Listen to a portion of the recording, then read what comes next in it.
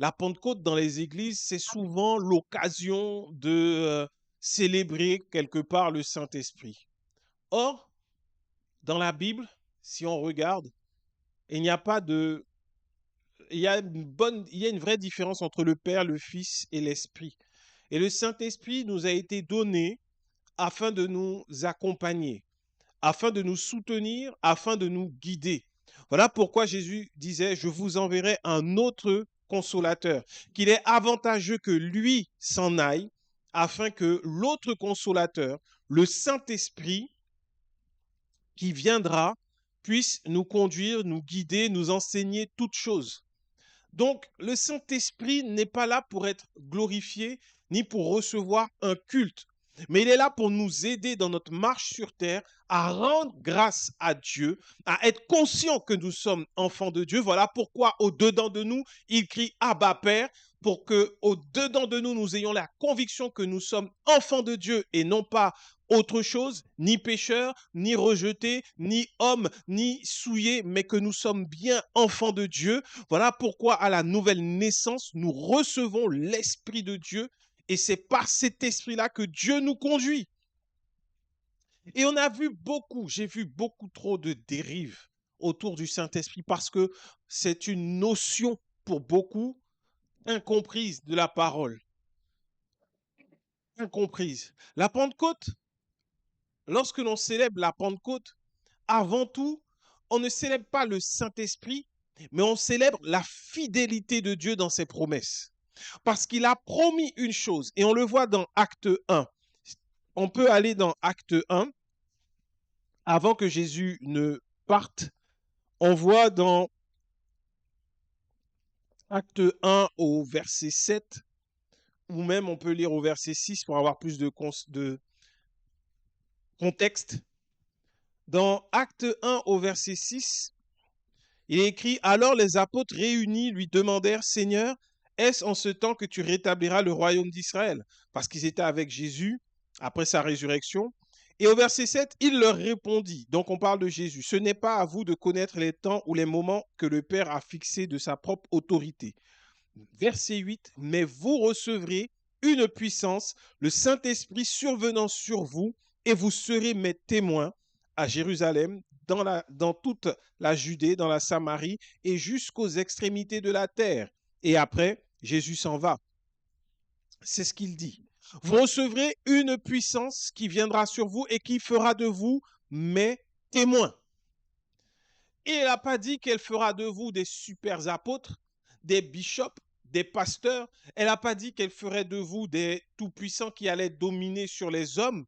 Au contraire, c'est suite au fait qu'ils aient demandé quand est-ce que tu rétabliras le royaume d'Israël. Ça veut dire quand est-ce qu'on va retrouver la gloire d'antan, quand est-ce qu'on va retrouver la puissance qu'on avait, quand est-ce qu'on va retrouver la domination qu'on avait.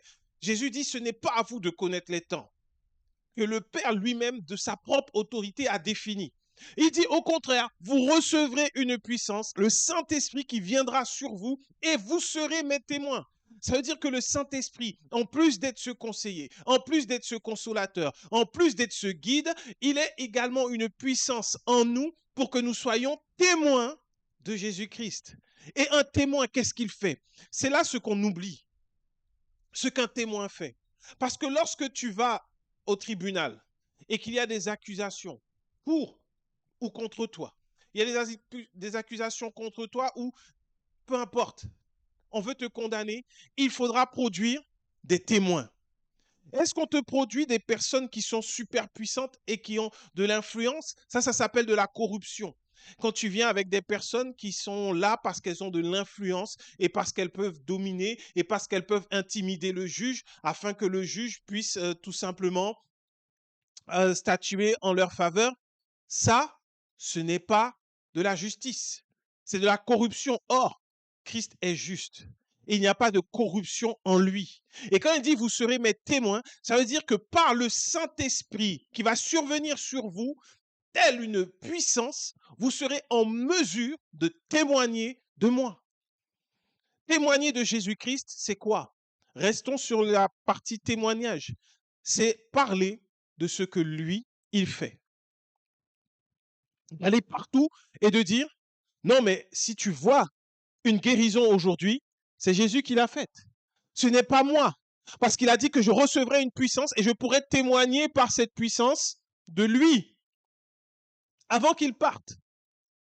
Donc quand tu as le Saint-Esprit en toi, ce n'est pas pour aller et exposer les gens, ce n'est pas pour aller et faire du mal, ce n'est pas pour impressionner la foule, parce que par le Saint-Esprit, tu as la mission, le mandat de témoigner de Jésus-Christ.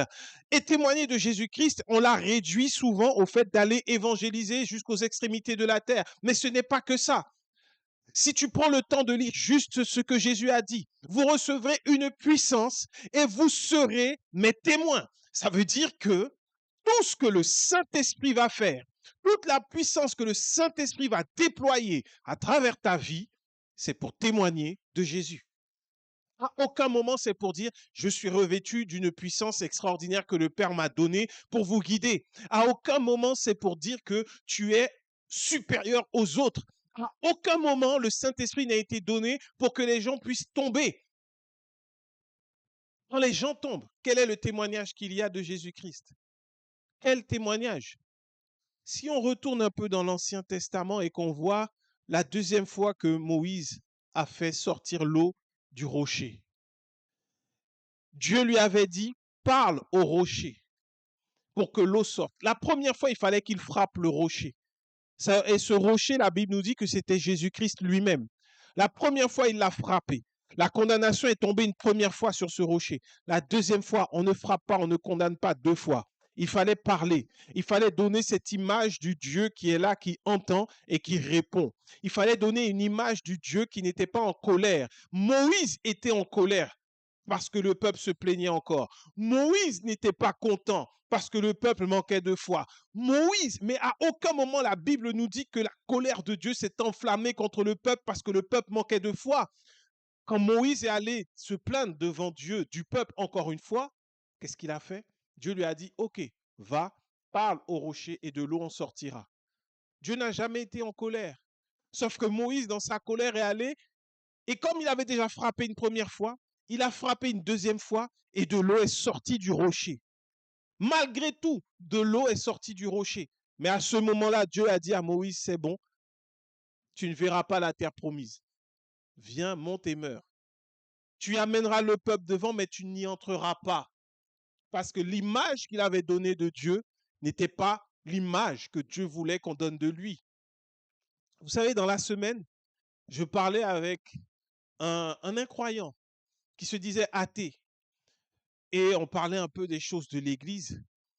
Et en y réfléchissant bien, en parlant avec lui, je lui ai dit, mais vous savez, je comprends que vous soyez athée et vous avez raison d'être athée. Parce que vous ne croyez pas en l'image qu'on vous a donnée de Dieu.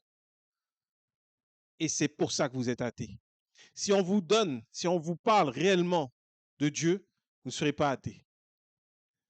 Voilà la puissance que le Saint-Esprit nous a donnée.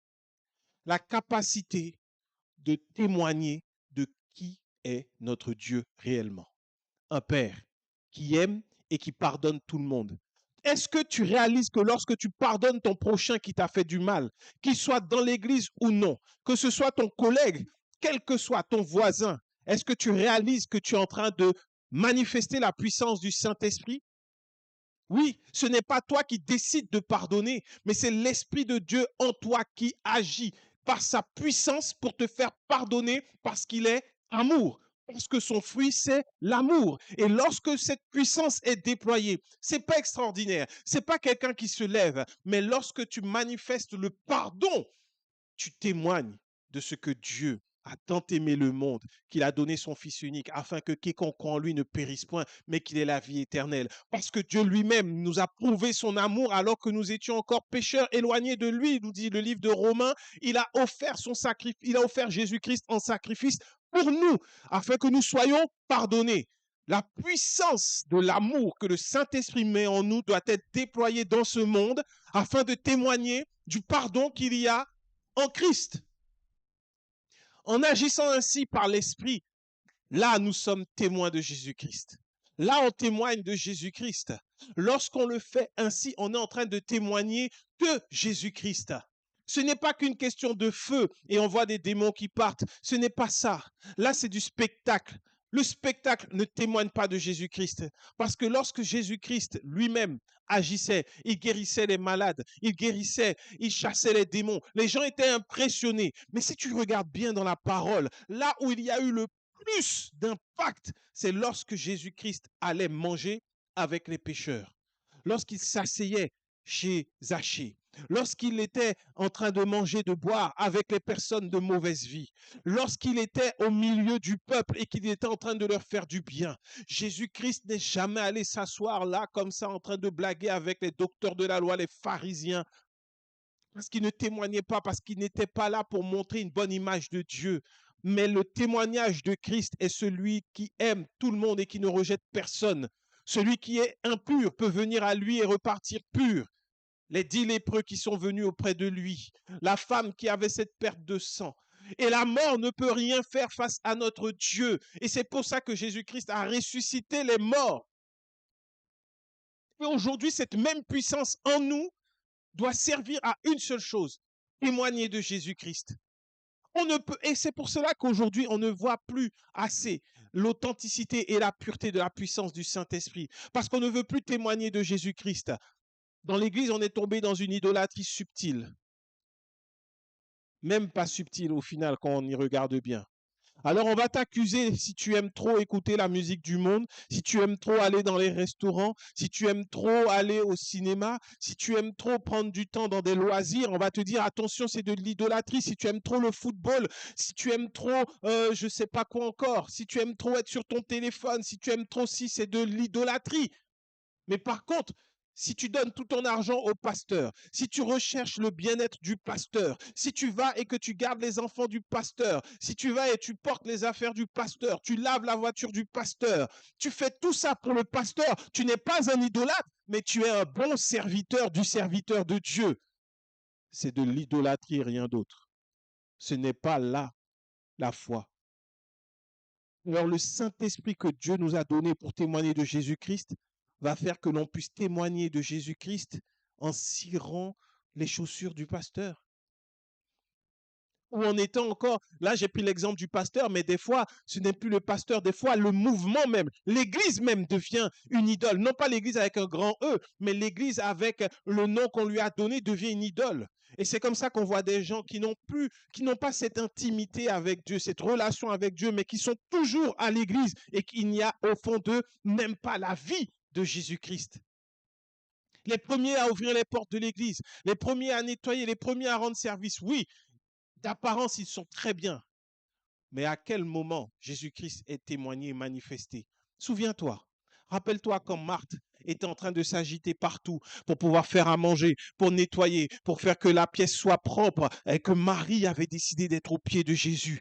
Quand elle est allée se plaindre, Jésus lui a dit que Marie avait choisi la bonne part. Ce qui veut dire que ce n'est pas être là, faire en sorte que l'église soit étincelante qui fait que tu choisis la bonne part. Parce que lorsque tu es en train de t'affairer à nettoyer l'église, il y a une parole que tu ne reçois pas. Il y a un témoignage de Jésus-Christ que tu ne donnes pas. Au final, l'Esprit de Dieu n'est pas manifesté. Et on se demande, mais pourquoi aujourd'hui, il y a encore tant et tant de personnes qui ne croient pas en Jésus?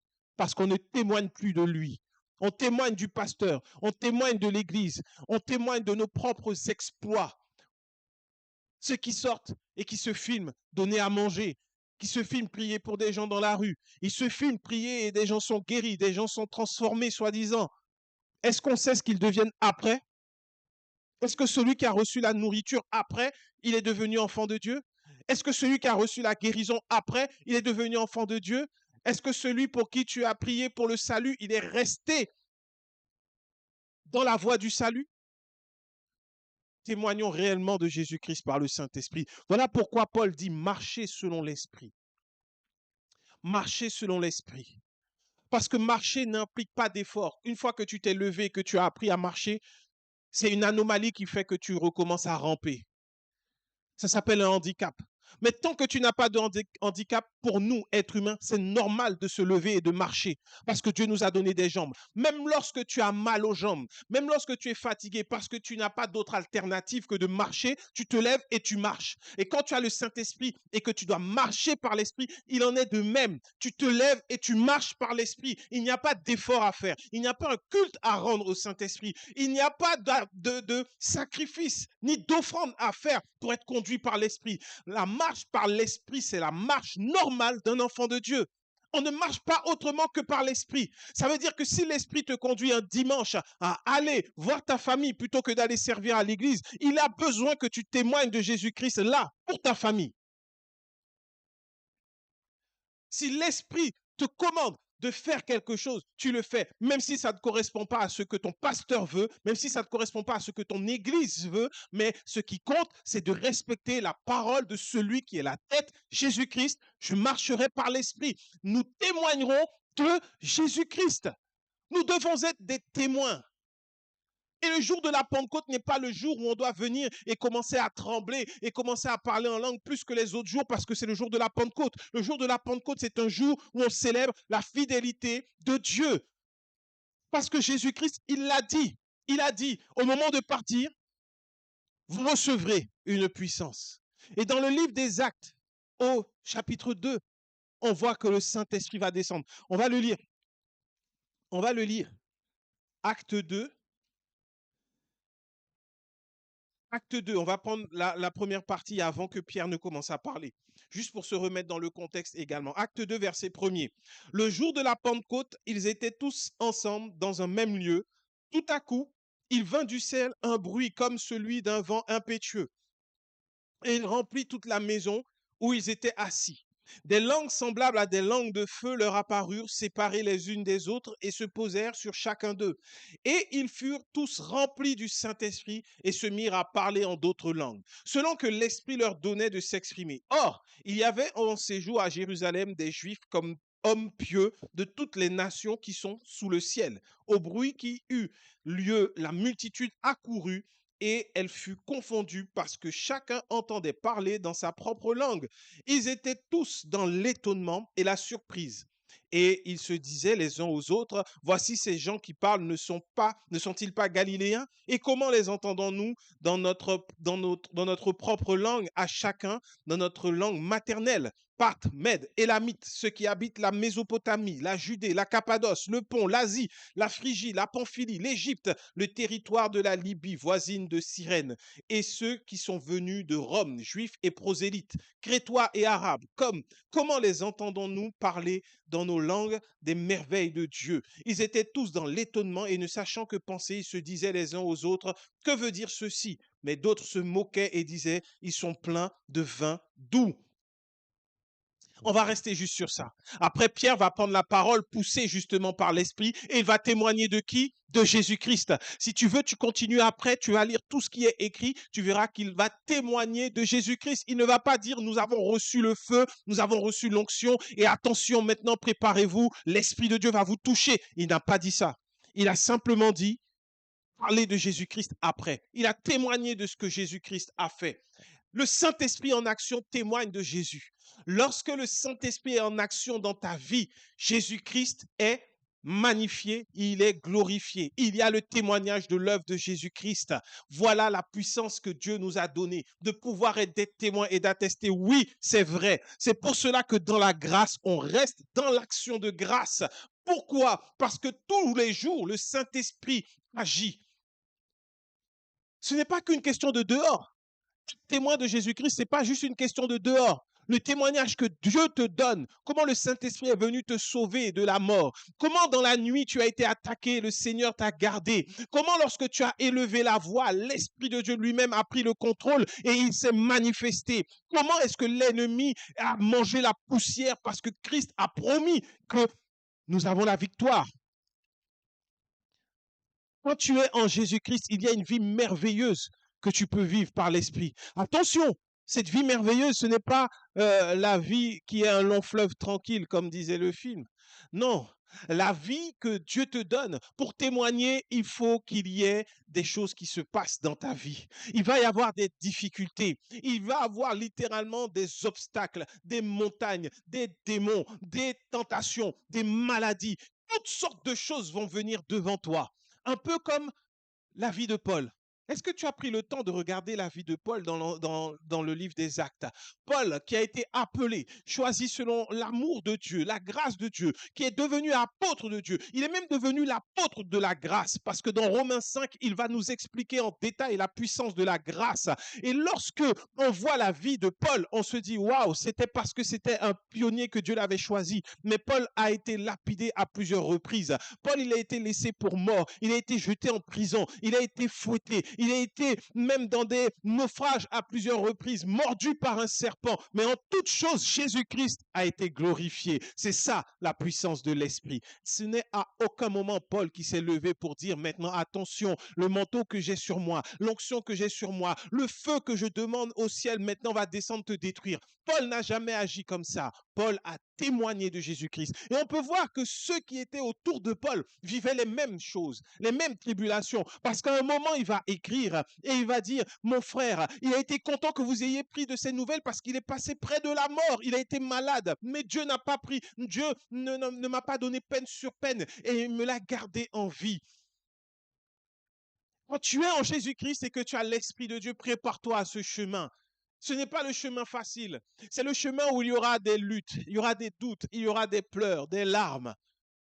Mais dans toute chose, Jésus-Christ sera glorifié parce que tu vas manifester le fruit de l'esprit, l'amour, la joie, la paix. L'amour lorsque la haine va se manifester. La joie lorsque tout va te dire que tu peux pleurer. La paix lorsque tout autour de toi semble être en guerre ou lorsque l'ennemi veut te faire la guerre. La douceur lorsque tout va dire, là maintenant tu dois manifester, tu dois montrer que tu es un homme, que tu es une femme et qu'on ne peut pas faire ce qu'on veut avec toi. Tu vas manifester la tempérance lorsque là toutes les émotions vont vouloir monter en toi. Tu vas dire non, tu gardes la paix parce que Christ doit être témoigné dans cette situation. Et les hommes même diront, attention, cette personne, elle n'est pas comme nous. Parce qu'on a essayé de les faire tomber, on a essayé de les attaquer, on a essayé, mais ils ont gardé la paix, la joie, l'amour et ils n'ont pas abandonné Jésus-Christ. Voilà pourquoi la parole nous a donné l'exemple de Job. Ça préfigurait le témoignage que l'on doit donner de Jésus-Christ au monde. Et une autre chose encore, ne nous laissons pas avoir par ce mensonge des hommes qui veulent faire croire que lorsqu'ils invoquent Dieu, c'est là que le Saint-Esprit descend. Voilà pourquoi on a lu Acte 2. Dans Acte 2, ça a été le jour de l'arrivée du Saint-Esprit et depuis, il n'est pas reparti. Depuis, il n'est pas remonté, se cacher quelque part, attendant qu'un homme moins puisse l'invoquer pour descendre se manifester. Le Saint-Esprit n'a pas fait ça. Mais le jour où il est descendu, ça a été un jour glorieux. Ça a été tellement glorieux que les hommes ont accouru là où il y a eu ce bruit. Et ils se sont dit, mais que se passe-t-il? Et ils ont été confondus déjà dans leur arrogance parce qu'ils entendaient des hommes galiléens qui étaient en train de parler de leur langue. Et chacun entendait distinctement les merveilles de Dieu. C'était le don du parler en langue à ce moment-là. Le Saint-Esprit était arrivé sur terre. Il est descendu dans un lieu où il y avait 120 personnes qui étaient en train de rendre gloire à Dieu, qui étaient assemblées tout ensemble, unis d'un seul cœur, d'une seule voix, dans les promesses de Dieu. Il était là où il y avait de la foi aux promesses de Jésus-Christ. Il était là. Et le Saint-Esprit est descendu comme des langues de feu. Et ils ont été saisis par le Saint-Esprit et ils ont témoigné de Jésus-Christ. Regardons bien, ne nous laissons pas impressionner par ce qu'on peut voir aujourd'hui, par le spectacle. Est-ce qu'à un moment, ils ont dit, on a vu les gens, ils étaient en train de sauter, de rouler, ils étaient en train de danser, ils étaient en train de faire du bruit? Non. Le bruit qu'ils ont entendu, c'est l'arrivée du Saint-Esprit. C'est le bruit qu'ils ont entendu. Et ensuite, qu'est-ce qu'ils ont entendu? Des personnes qui parlaient distinctement des merveilles de Dieu dans leur langue. Rien d'autre.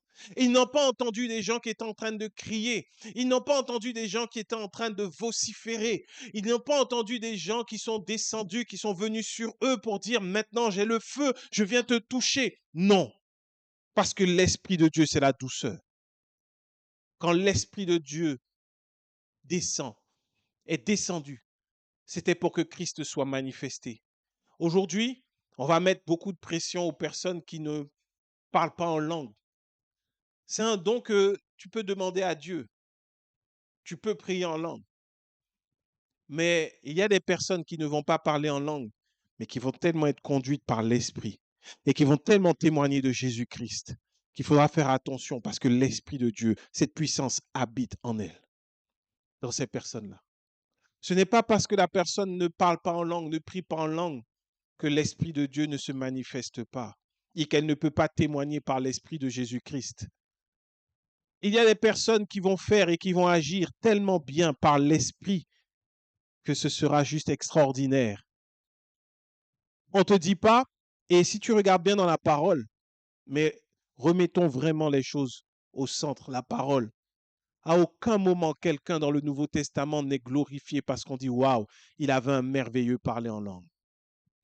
Personne n'est glorifié pour ça. Personne n'est mis en avant pour ça. Ah là, on a un frère de l'Église, quand ils ont choisi les diacres, quand ils les ont choisis, ils ont choisi des personnes remplies du Saint-Esprit. Remplies du Saint-Esprit. Pourquoi? Comment discerner que cette personne était remplie du Saint-Esprit? Ce n'était pas que le parler en langue. C'était parce qu'il témoignait de Jésus-Christ. Parce qu'il manifestait des dons de l'Esprit. Et on peut voir que pour Philippe, qui a été reconnu comme diacre, il a été choisi pas parce qu'il parlait en langue, mais parce qu'il évangélisait. Parce que c'était quelqu'un qui avait une parole qui venait et qui évangélisait.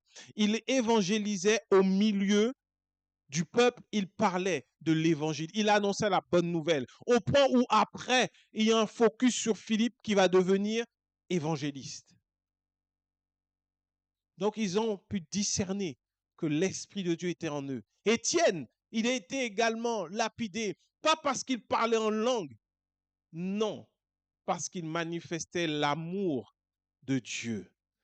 Au point où quand il parlait et que tout le monde a entendu Étienne parler, ils ont dit, mais on dirait un ange qui parle.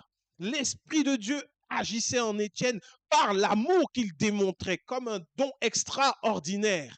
Ne croyons pas que ces personnes ont été reconnues pour être remplies du Saint-Esprit juste parce qu'ils parlaient en langue. Parce qu'aujourd'hui, je peux te dire que le diable, qui est un singe de Dieu, fait qu'il y a des personnes qui ont un parler bizarre, mais ce n'est pas le parler en langue. Et ce n'est pas ça qui détermine que quelqu'un est rempli du Saint-Esprit. Mais c'est la manifestation du témoignage de Christ. Quelqu'un qui est rempli du Saint-Esprit, c'est quelqu'un en qui tu retrouveras une partie de Jésus. Tu verras, mais cette personne guérit comme Jésus. Cette personne pardonne comme Jésus. Cette personne aime comme Jésus. Cette personne a des révélations comme Jésus. Voilà pourquoi Jésus a tout manifesté de son vivant afin que l'on puisse identifier ceux qui agissent comme lui, ceux qui témoignent du Père. Et lorsque l'on témoigne de Jésus-Christ, on témoigne également du Père. Voilà pourquoi nous avons l'Esprit aujourd'hui. Ne te laisse pas avoir par celui qui va venir devant toi et qui va faire tout ce que tu veux, qui va lever la main, les gens vont tomber. Ça ne veut pas dire que c'est le Saint-Esprit. Par contre, celui qui va pardonner son prochain, c'est le Saint-Esprit. Celui qui va aimer sans rien attendre en retour, c'est le Saint-Esprit. Celui qui va soutenir sans rien attendre en retour, c'est le Saint-Esprit. Celui qui va manifester l'amour comme dans Corinthiens 13, c'est le Saint-Esprit. Celui qui va parler comme Jésus, c'est le Saint-Esprit. Celui qui n'aura pas honte d'être au milieu des païens pour gagner leurs âmes à Christ, c'est le Saint-Esprit. Et c'est comme ça qu'ils ont choisi les diacres dans l'Église. Parce qu'ils manifestaient le Saint-Esprit en témoignant de Jésus-Christ dans leurs actes. C'est pour cela que Paul va reprendre Pierre pour lui dire à un moment que tu ne marches pas droit selon la vérité, parce que l'Esprit de Dieu est l'Esprit de vérité. Et lorsqu'il était en train d'essayer de se dissimuler parce que des gens de Jérusalem étaient venus et qu'il refusait de manger avec les païens, avec ceux qui n'étaient pas circoncis, parce qu'avant il le faisait sans problème, là il n'était plus dans la conduite par l'Esprit, mais il marchait selon la chair parce qu'il avait eu peur. C'est ça la conduite par l'Esprit. Ce n'est pas Parler en langue. Parler en langue, la Bible nous dit que ça nous a été donné pour qu'on puisse être fortifié. Celui qui prie en langue fait d'excellentes actions de grâce. Celui qui prie en langue, il se fortifie. Celui qui prie en langue laisse que ce soit l'Esprit qui parle. Mais l'Esprit a besoin de prier pour renforcer le témoignage de Christ en toi à travers ce qu'il te fait faire.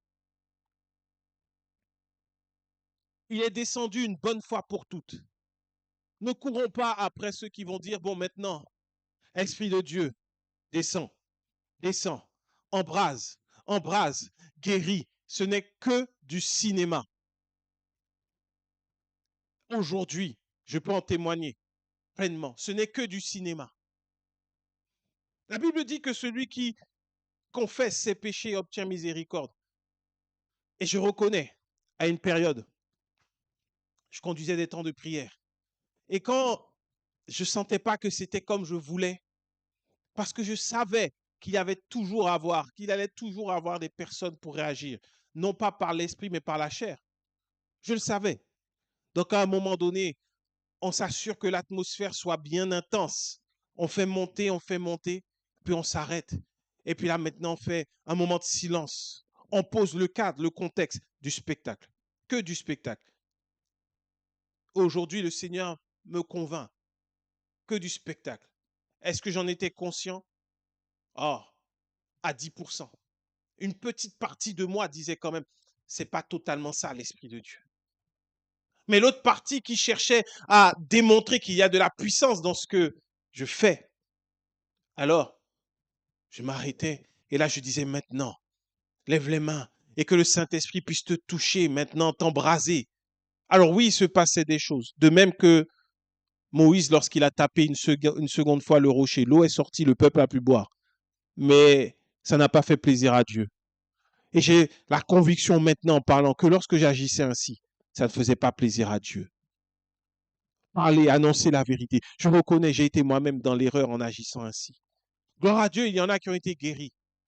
Et gloire à Dieu parce que il ne m'a pas laissé en dehors de la terre promise, mais dans son amour. Et c'est là qu'on voit pourquoi Jésus est venu et dans sa grâce. Et c'est pour cela qu'on ne demande pas pardon, mais qu'on rend gloire à Dieu parce qu'il nous a pardonné en Jésus-Christ et que nous n'avons plus à demander pardon.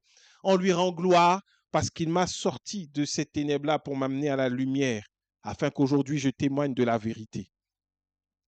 Les hommes qui se lèvent, qui veulent faire du spectaculaire, ne témoignent pas de Jésus-Christ. Aujourd'hui, le monde a peur de l'Église. Parce que l'Église, ce sont beaucoup d'hommes qui manifestent beaucoup de choses. Et on les craint comme un sorcier.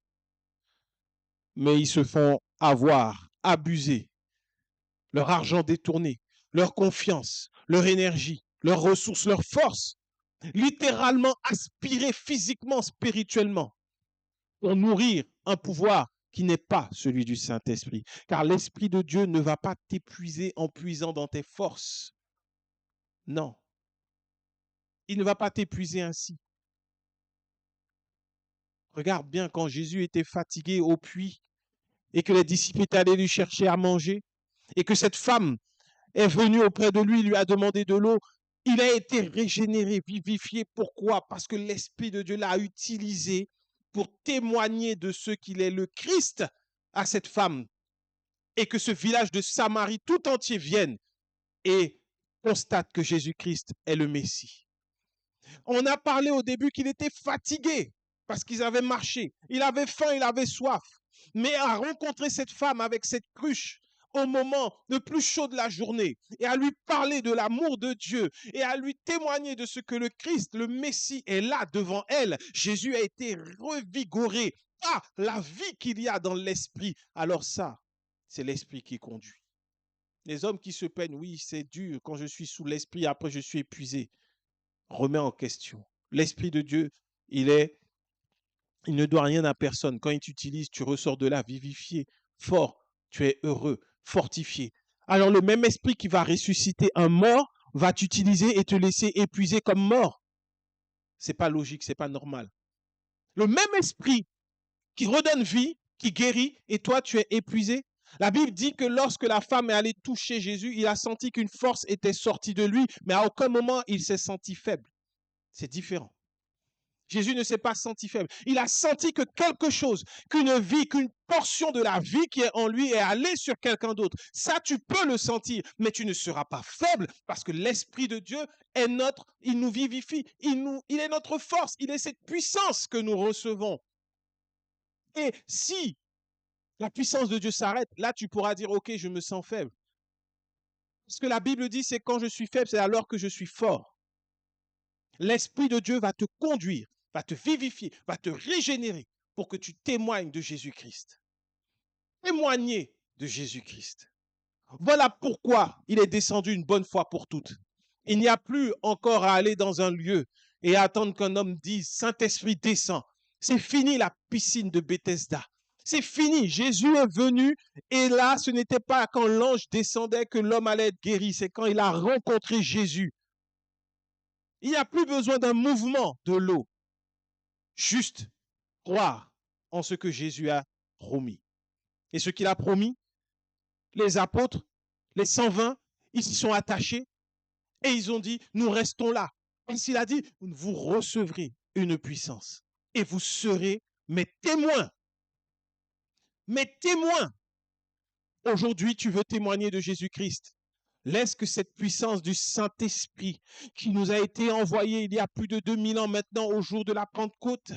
C'est la Pentecôte, c'est la fête des tabernacles. C'est la fête des tabernacles. Et nous sommes désormais le tabernacle de Dieu. L'Esprit de Dieu vient habiter en nous. Il a fait de nous le temple du Saint-Esprit. Et si nous sommes le temple du Saint-Esprit, l'Esprit de Dieu doit rayonner en nous sans que rien ni personne ne vienne empêcher la manifestation de la grâce de Dieu. Alors, par cet esprit qui vit en chacun de nous, en toi, en moi, témoigne de Jésus. Laisse-le te conduire chaque jour. Ça va être peut-être quand tu conduis, tu vas prendre un chemin plutôt qu'un autre. C'est la grâce de Dieu. Tu témoignes de Jésus-Christ. Toi, tu ne le sais pas, toi, tu ne le vois pas, mais l'Esprit de Dieu, lui, il sait pourquoi il te conduit. Un événement devait avoir lieu, il n'a pas eu lieu. Dieu sait. Rends gloire et grâce à Dieu en toutes choses. Si tu fais confiance à Dieu, si tu mets ta confiance en Jésus, alors tu ne vivras plus le hasard ni la fatalité, car en Christ, le hasard s'arrête. Le hasard s'arrête. Et quand le hasard s'arrête, c'est la marche par l'Esprit qui s'opère. Parce que Dieu sait toutes choses, le commencement et la fin, alpha, oméga. Il connaît tout. Voilà pourquoi le mieux c'est de se laisser conduire par lui et d'être porté par lui, tout simplement, dans la douceur de son amour et de sa grâce. Et alors, Christ sera témoigné, manifesté et révélé autour de nous. Dans le nom puissant de Jésus. Amen.